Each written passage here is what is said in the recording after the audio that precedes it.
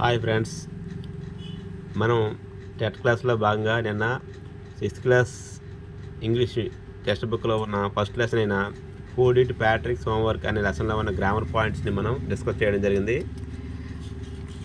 ఈరోజు మనం next second lesson అయిన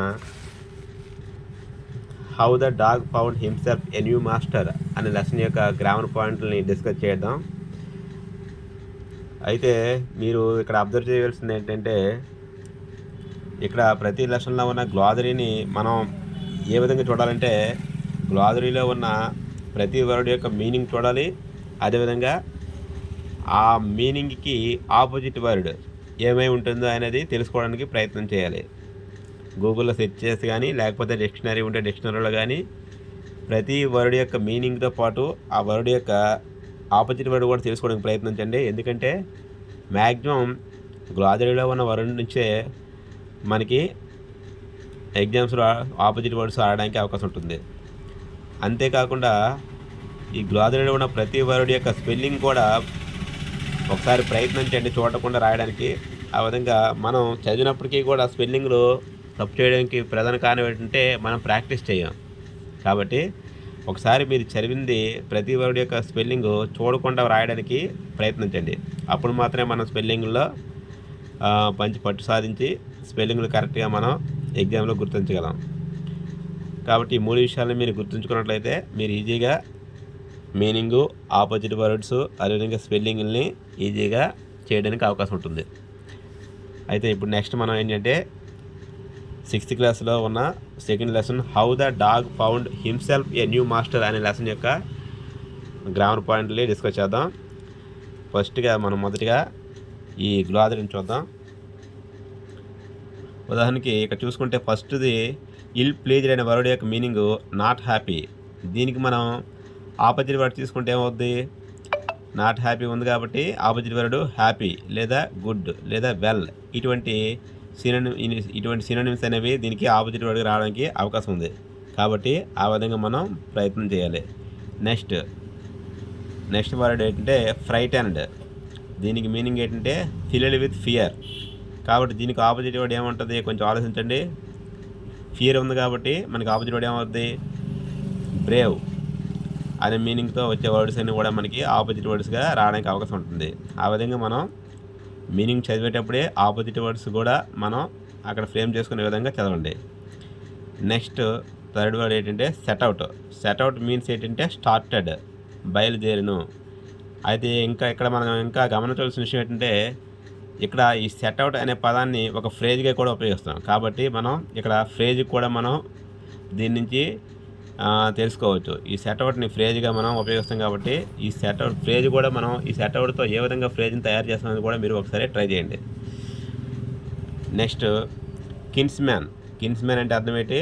ఏ రిలేటివ్, బంధువు.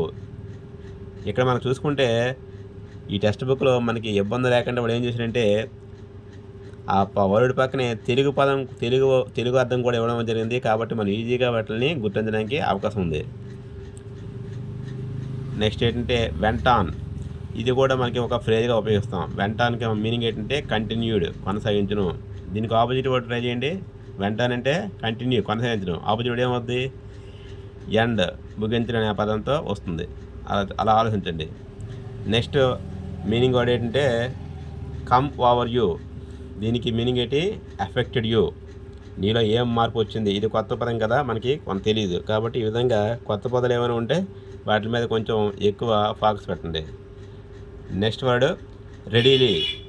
రెడీలీ మీనింగ్ ఏంటంటే అట్ వన్స్, వెంటనే.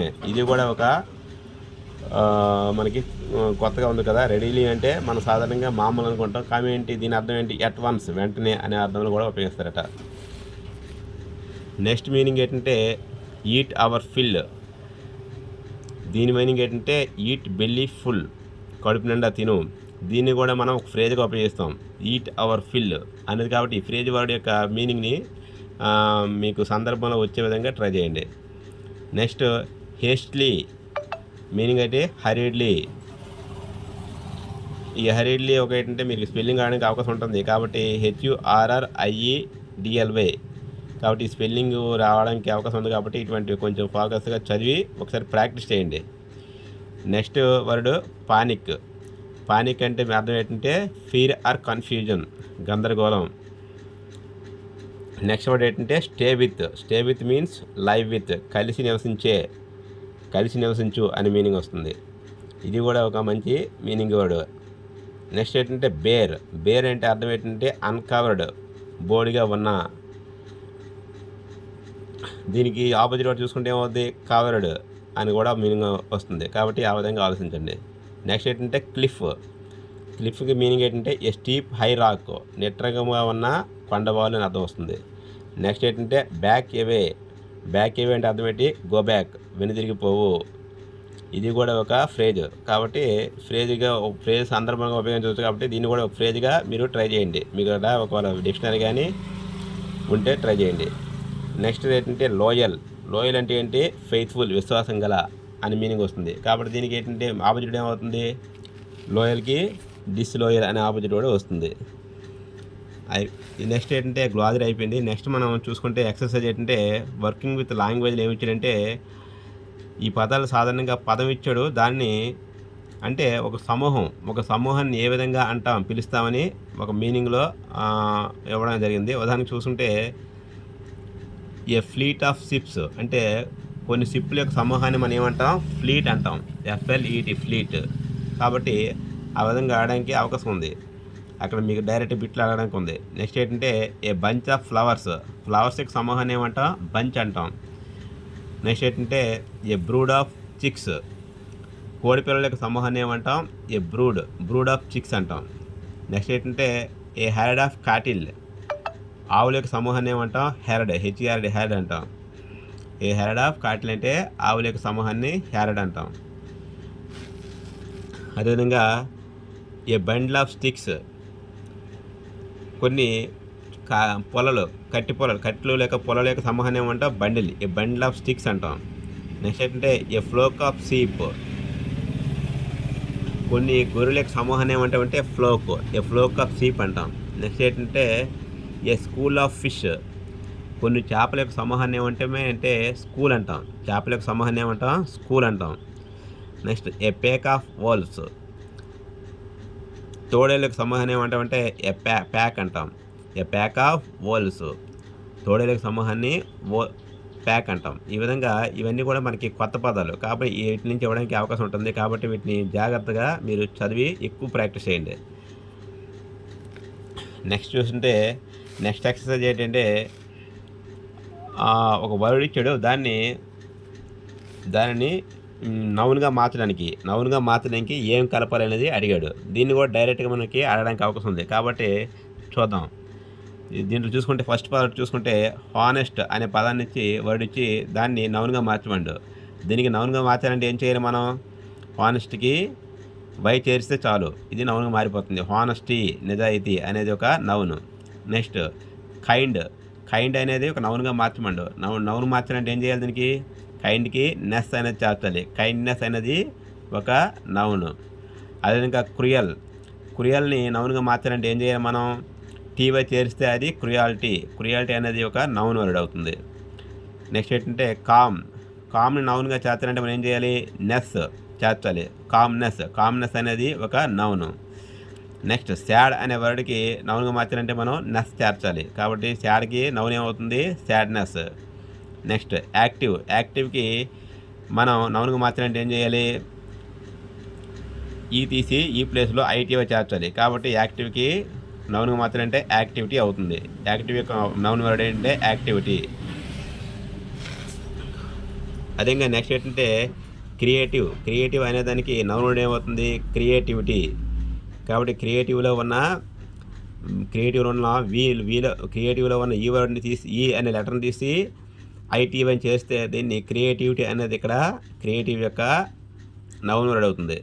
నెక్స్ట్ సిన్సియర్ అనేది నౌన్గా ఎలా మారుతుందంటే సిన్సియర్ని నౌన్గా మార్చాలంటే మనం ఏం చేర్చాలి, ITY, ఈ తీసి ITY అనేది చేర్చాలి. ఇక్కడ మీకు డైరెక్ట్ బిట్టి అడుగుతాడు, సిన్సియర్ని నౌన్గా ఏ విధంగా మారుస్తామని ఇంగ్లీష్లో అడుగుతాడు. అప్పుడు ఏం చేయాలంటే ఏం చేరుతుందని అడుగుతాడు. కాబట్టి మనం కన్ఫ్యూజ్ అవ్వకుండా అప్పుడు ITY అని పెట్టచ్చు డైరెక్ట్గా. లేదా సిన్సియర్ ఏ విధంగా నౌన్గా మారుతాయనే వర్డ్ కింద మనకి ఆప్షన్ ఇస్తే అది సిన్సియారిటీ అనేదాన్ని మనం ట్రై చేయాలి. ఇక్కడ కూడా మీరు స్పెల్లింగ్లు ట్రై చేయండి, ఎందుకంటే వీటిలో కూడా చాలా మనకి స్పెల్లింగ్లు మనం సిన్సియారిటీని స్పెల్లింగ్ తప్పుగా గుర్తించడానికి అవకాశం ఉంది. అదేవిధంగా క్రియేటివిటీ కూడా స్పెల్లింగ్ని తప్పుగా గుర్తించడానికి అవకాశం ఉంది. ప్రతి వర్డ్ని కూడా మీరు ఇంగ్లీష్ ఎలా చూడాలంటే అది స్పెల్లింగ్ రీత్యా కూడా మనం ప్రతి వర్డ్ని కూడా మనం అబ్జర్వ్ చేయాలి. నెక్స్ట్ చీర్ఫుల్కి మనకి నౌన్ ఏంటంటే చీర్ఫుల్నెస్. నెక్స్ట్ బెటర్కి నౌన్ ఏంటంటే బెటర్నెస్. నెక్స్ట్ సెన్సిటివ్కి నౌన్ ఏంటంటే సెన్సిటివిటీ. నెక్స్ట్ గ్రేట్కి నౌన్ ఏంటంటే గ్రేట్నెస్. సో ఫ్రెండ్స్, ఈ విధంగా మనకి సెకండ్ లెసన్లో ఉన్న గ్రామర్ పాయింట్లన్నీ మ్యాక్సిమం కవర్ చేసాం. నెక్స్ట్ ఎక్సర్సైజ్ ఇచ్చాడు కానీ అది అంత అవసరం కాదు. అయితే మీరు చాలామంది ఫ్రెండ్స్ అడుగుతున్నారు టెక్స్ట్ బుక్ ఏంటి సార్ అని. ఈ టెక్స్ట్ బుక్ ఇక్కడ మీకు స్కూల్ అసిస్టెంట్ ఇంగ్లీష్తో 3 బుక్లు ప్యాకేజ్ ఇచ్చాడండి. అది నాకు కరెక్ట్గా ఐడియా లేదు, అది ఈ బుక్ మీద అయితే ఏ పేరు లేదు. అది ఎస్ఎన్ఎస్ పబ్లికేషన్ కానీ లేక అన్ని పబ్లికేషన్ కానీ అనుకుంటున్నాను. ఈ 3 బుక్స్ ప్యాకేజ్ కాబట్టి చాలా ఎక్కువ ఉంటుంది. మీరు కొనాలంటే వేస్ట్ అంత అమౌంట్ అవసరం లేదు. స్కూల్ అసిస్టెంట్ ఇంగ్లీష్ చదివిన వాళ్ళ దగ్గర అయితే మ్యాక్సిమం ఈ బుక్ కొనడానికి అవకాశం ఉంటుంది. కాబట్టి ఉంటే ట్రై చేయండి. కానీ మీకు మ్యాక్సిమం నేను ఈ విధంగా చెప్పడానికి రోజు ట్రై చేస్తాను. అది కాబట్టి ఈ విధంగా ప్రతి వర్డ్ మీరు చదివేటప్పుడు ఏం చేస్తారంటే ఆ వర్డ్లో ఉన్న మీనింగు, అదేవిధంగా ఆ వర్డ్కి తగ్గ ఆపోజిట్ వర్డు, అదేవిధంగా దాంట్లో ఉన్న ఫ్రేజు, అదేవిధంగా దాంట్లో ఉన్న స్పెల్లింగు, ఈ విధంగా ప్రతిదీ ఇంగ్లీష్లో ప్రతిదీ కూడా మీరు ఆ విధంగా ఆ కోణంలో చూసినట్లయితే మీరు ఇంగ్లీష్లో ఎక్కువ మార్కులు సాధించడానికి అవకాశం ఉంటుంది. సో ఫ్రెండ్స్, ఈ విధంగా మనకి ఈరోజు సెకండ్ లెసన్ అయింది. రేపు థర్డ్ లెసన్ డిస్కస్ చేద్దాం. నా ఫ్రెండ్స్, ఇది నా మొదటి ప్రయత్నం కాబట్టి యూట్యూబ్లో నేను మొదటి ప్రయత్నంగా ట్రై చేస్తున్నాను. కాబట్టి ఏవైనా తప్పులుంటే నా దృష్టికి మెసేజ్ రూపంలో తెలియజేయండి. లేదా ఏదైనా సలహాలు సూచనలు ఇవ్వాలనుకుంటే మీరు మెసేజ్ రూపంలో నాకు తెలియజేయండి. Okay friends, bye.